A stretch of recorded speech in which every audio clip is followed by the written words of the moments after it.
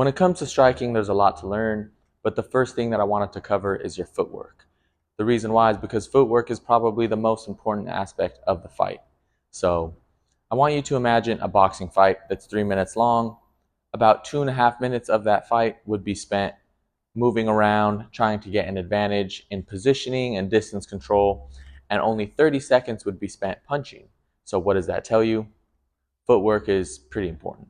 So before we even get into the different types of steps that you can take, right? The first thing that I want to cover is your stance, right? Or your base or your foundation. Now, when it comes to your base, right? You want to have this space between your feet. This is what it means to have what's considered a strong base, okay? And there's a couple reasons why. Now, the first that I want to talk about is so that you can move efficiently and effectively at a moment's notice, right?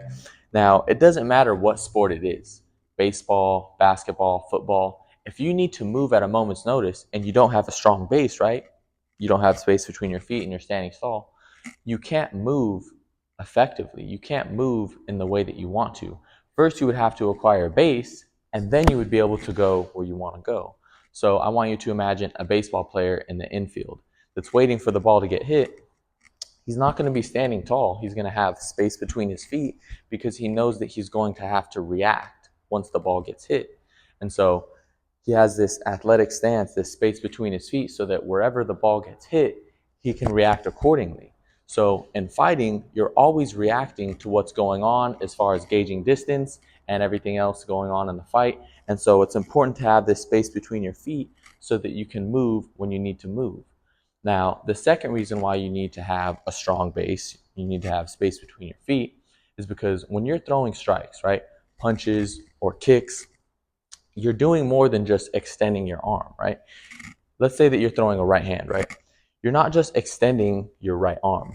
You're building up a kinetic chain of energy that starts in the ground in your feet and transfers all the way up into the end of your punch. So if I were going to throw a right hand, first I would push off the ground, right? I would channel that energy, build up a kinetic chain starting from my foot, up through my hip, up through my torso, and then it's going to end in my hand. So if you don't have a strong base, then you can't generate that force and you can't get your body to work in conjunction and get the most effective strike possible. The next thing that I want to talk about in regards to your stance is going to be the angle that you're positioned at in relation to your opponent. And so as you can see here, I'm in this kind of offset stance where if there was a line coming directly from my opponent, let's say it was you to me, one foot is going to be on one side of this line and one foot's going to be on the other, right? It might be slightly overlapping and that's okay. But the point is that you're kind of in this offset stance. Now, sometimes in Taekwondo or karate, they'll be at more of a parallel stance, right? Where both feet would be on the line, like as you can see here. And sometimes they'll use it in boxing too. It's definitely more of like a defensive stance. And so there's two reasons why this isn't typical for MMA, and I'll explain. Now, one of the reasons why is because when you're squared up with your opponent, the first available strike that you guys have to throw on each other is going to be the leg kick, right? So whether it's a calf kick or whether it's a kick here to your thigh, it's the closest thing to you. And so, like I said, it's the first available strike. Now, in order to block or defend a leg kick correctly, you basically need to, you're trading off them hitting your muscle, and you want to block it with your shin bone. And so that's their goal, is to hit your muscle and cause damage to your muscle or your nerve, right? And so when you defend a leg kick, you want to angle your shin bone at this positioning to where it hits the shin bone and it doesn't affect the muscle, right? Here's a couple examples. Here we see an example of a leg kick being checked. So first, Jose Aldo throws a leg kick and it lands. Petr Yan readjusts, then when he goes to throw it again, Petr Yan has a positioning and he's able to block the leg kick.